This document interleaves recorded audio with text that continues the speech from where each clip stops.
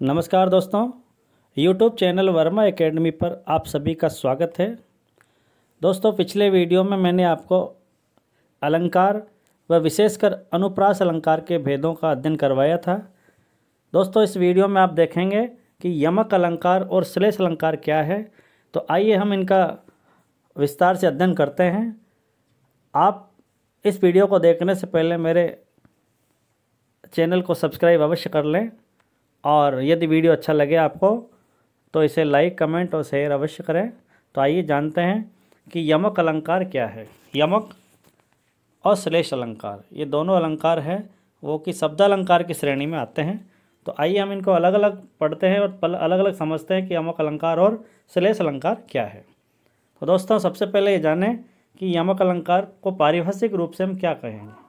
तो यहाँ इसकी एक पहचान है। देखिए कि जहाँ एक ही शब्द अधिक बार, यानी कि एक से अधिक बार लिखा है यहाँ पर, जहाँ एक ही शब्द अधिक बार आए प्रयुक्त हों। देखिए, लेकिन इसकी क्या विशेषता कि अर्थ हर बार भिन्न हो, यानी कि एक शब्द की आवृत्ति एक से अधिक बार होगी लेकिन उसका अर्थ बिल्कुल भिन्न भिन्न होगा। जैसे यहाँ देख सकते हैं आप एक उदाहरण के माध्यम से कि कनक कनक ते सोगुनी मादकता अधिक आए, यहीं खाए बोराए जग वहीं पाए बोराए। तो यहाँ देखिए कनक कनक एक शब्द की दो बार आवृत्ति हुई है। तो यहाँ देख सकते हैं अब यहाँ दो बार आवृत्ति होने से इसमें इन शब्दों का चमत्कार हुआ है। और देखिए अलंकार होगा इसमें यमक। यमक का मतलब देखिए जोड़ा, यानी शब्दों का जोड़ा। तो यहाँ आवृत्ति होने पर एक बार कनक शब्द का अर्थ होगा धतूरा और दूसरे वाले शब्द का होगा स्वर्ण, यानी सोना। यानी कि इसका आगे यदि हम कविता का अर्थ करें तो हमें पता लग जाएगा कि कनक से कनक में, यानी कि एक कनक से दूसरे कनक में सौगुनी मादकता होती है, जो कि एक को खाने से और एक को केवल पाने मात्र से ही क्या हो जाती है, मादकता आ जाती है। कुल मिलाकर के तो यहाँ कनक और कनक एक सोने के अर्थ में और दूसरा होता है धतूरे के अर्थ में प्रयोग हुआ है। तो यहाँ शब्द एक जैसे हैं किंतु इसकी एक खास विशेषता होती है कि दोनों के अर्थ भिन्न भिन्न होंगे, हर बार उनके अर्थ भिन्न होंगे, ये ध्यान रखना है। तो ये हुआ यमक अलंकार का एक उदाहरण। आइए एक अन्य उदाहरण के माध्यम से हम और समझते हैं। देखिए, माला फेरत जुग भया, फेरा न मन का फेर, और कर का मन का डार दे, मन का फेर। यहाँ देख सकते हैं अपन एक मन का शब्द दो बार आया। यहाँ देखिए मन का, फिर आया मन का। तो यहाँ थोड़ा गैप कर दिया इन्होंने, मतलब अंतराल में लिखा है दोनों को।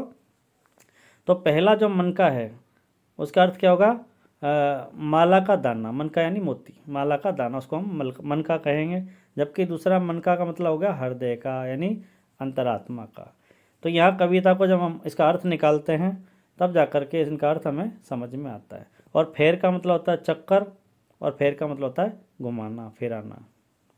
तो कुल मिलाकर के यहाँ कविता में दो बार आया मन का और मन का, और यहाँ दोनों ही बार इनका अर्थ भिन्न भिन्न है, इसलिए यहाँ यमक अलंकार होगा। इसी प्रकार से एक उदाहरण और देख सकते हैं नीचे, काली घटा का घमंड घटा। तो यहाँ देखिए घटा शब्द दो बार आया, घटा घटा। तो काली घटा का घमंड घटा, नभ मंडल तारक वृंद खिले, ये उदाहरण है। अब इसमें घटा शब्द का दो बार अर्थ है तो दो बार प्रयोग किया तो दोनों बार अर्थ अलग अलग होगा। जैसे देखिए पहला जो घटा है उसका मतलब होगा बादलों का जमघट है, बादलों का मतलब उमड़ना। और दूसरा है घटना, ये क्रिया है, यानी क्रियापद के रूप में प्रयुक्त हुआ, ये जो दूसरे नंबर पर है। तो काली घटा का घमंड घटा, अर्थात बारिश होने के बाद में घटा मतलब छट जाती है या बरसने के बाद में बादल रित्ते हो जाते हैं। तो कुल मिलाकर के यहाँ एक शब्द की दो बार आवृत्ति हुई है और दोनों बार अलग अलग उनके अर्थ होते हैं। अब श्लेष अलंकार, देखिए श्लेष जैसे यमक में अलग अलग दो बार अर्थ होंगे, अलग अलग होंगे, लेकिन यहाँ क्या होगा, शब्द एक ही होगा। इसकी क्या विशेषता है, श्लेष का मतलब होता है, इसका शाब्दिक अर्थ है चिपकना, यानी कि एक ही शब्द में अनेक अर्थ होते हैं। संस्कृत में इसकी परिभाषा भी है, श्लिष्ट पदे अनेकार्था श्लेष अभिधान शते। कुल मिलाकर के ये श्लिष्ट पद होते हैं, यानी कि एक पद में कई सारे अर्थ होते हैं। जैसे आप देख सकते हैं परिभाषा लिखा है कि जहाँ पर एक शब्द के एक से अधिक अर्थ होते हैं, ये ध्यान रखना हमें। यानी शब्द तो एक ही है लेकिन अर्थ अनेक होंगे। कैसे, देखिए कि चिर जीवो जोरी जुरे, ये उदाहरण देख सकते हैं। क्यों न सनेह गंभीर और को घटी ये ब्रस भानुजा बे हलदर के वीर। यहाँ पर ब्रस भानुजा जो शब्द है इसके दो अर्थ हैं। देखिए ब्रस भानुजा, एक पहला अर्थ तो हो गया ब्रस भानु की पुत्री, ब्रस भानु जा है, ब्रस भानु जा यानी अनुजा मतलब होती है पुत्री, सॉरी जा का मतलब पुत्री। यहाँ देखिए ब्रस भानु की पुत्री, और दूसरा है ब्रस भानु वृषभ की अनुजा। तो इसका विग्रह करने पर क्या होगा, वृषभ यानी बैल होता है, और बैल की अनुजा किसको कहते हैं, गाय को कहते हैं। तो यहाँ कुल मिलाकर के एक शब्द के दो अर्थ हैं। वृष भानु की पुत्री राधा, तो दूसरे अर्थ में होगी वृषभ की अनुजा अर्थात गाय। और ऐसे ही हलधर, हलधर का अर्थ भी दो हो गया। देखिए हलधर कृष्ण के भाई बलराम को कहा जाता है, और हलधर मतलब हल को धारण करने वाला अर्थात बैल। बैल जिससे हम खेत जोतते हैं, जो जोतने में हमारी मदद करता है, तो वो बैल। तो यहाँ एक एक शब्द के दो दो अर्थ हैं, यानी कि एक शब्द में दो अर्थ चिपके होने के कारण यहाँ पर श्लेष अलंकार होगा। फिर देख सकते हैं एक उदाहरण और है कि रहीमन पानी राखिए बिन पानी सब सून, पानी गए न उबरे मोती मानुष सुन। तो यहाँ देखिए आप देख सकते हैं कि पानी के जो तीन संदर्भ है, और तीनों में एक शब्द के तीन तरह से अर्थ दिए गए हैं। देखिए पानी का मनुष्य के संदर्भ में होता है विनम्रता, यानी मनुष्य में विनम्रता का भाव होना चाहिए, पानी मतलब विनम्रता। ऐसे मोती में चमक, मोती के संदर्भ में होगा चमक, पानी का मतलब चमक, क्योंकि मोती भी पानी के बिना नहीं हो सकता, उसकी चमक भी उसी पर निर्भर करती है, पानी पर। और उसके बाद में है आटा, आटा मतलब जिसमें लोच, तो लोच आटा को जब गूंदेंगे तो लोच बिना पानी के नहीं आ पाएगा। तो कुल मिलाकर के यहाँ देख सकते हैं पानी जो शब्द है उसके अंदर तीन अर्थ हैं, है ना। मनुष्य के संदर्भ में विनम्रता, मोती के संदर्भ में चमक, और आटा के संदर्भ में लोच या विनम्रता का भाव। तो कुल मिलाकर के पद तो एक ही है, लेकिन अर्थ अलग अलग होने से यहाँ श्लेष होगा।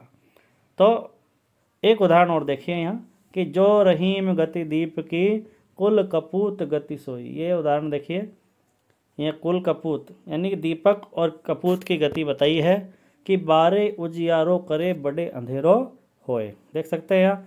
अब बारे, बारे सब पहला जो शब्द है बारे, और दूसरा बड़े, इनके यहाँ दो दो अर्थ दिए गए हैं कविता में। देखिए बारे का मतलब होता है जलाने पर, यानी दीपक को तो जलाने पर, और बारे का मतलब होता है बचपन में, और बड़े, बड़े मतलब है बड़ा होने पर, बड़ा हो जाए तब, पुत्र के संदर्भ में, और दीपक के संदर्भ में होगा बड़े यानी बुझना। तो कुल मिलाकर के यहाँ एक एक शब्द के यहाँ क्या दिखाया, देखो साम्यता दिखाई है कि जैसे गति दीप की यानी दीपक की जो गति होती है वही गति कपूत की होती है, कुपुत्र, कपूत मतलब कुपुत्र। जैसे बारे मतलब बचपन, अगर जलाए तो उजियारा होता है, दीपक उजाला करता है। ऐसे कुलदीप यानी बच्चे को कहते हैं ना कुलदीप, तो वो अपने कुल का नाम रोशन करता है। लेकिन बड़े, बड़े लिखा है यहाँ पर, यदि बुझा दें तो घर में अंधेरा हो जाता है दीपक, है ना। और यदि कपूत व्यक्ति बड़ा हो जाता है तो वो भी परिवार के लिए एक बहुत बड़ा क्या कहते हैं अंधेरा ही है, या परिवार के लिए बहुत बड़ी क्षति है, या परिवार के लिए मतलब ये कलंक है वो एक तरह से, कुल मिला करके। तो यहाँ एक एक शब्द के दो दो अर्थ होने से यहाँ श्लेष होगा। तो दोस्तों यदि आपको ये वीडियो अच्छा लगा तो इसे लाइक कीजिए, कमेंट और अपने मित्रों में साझा अवश्य कीजिए। धन्यवाद, नमस्कार।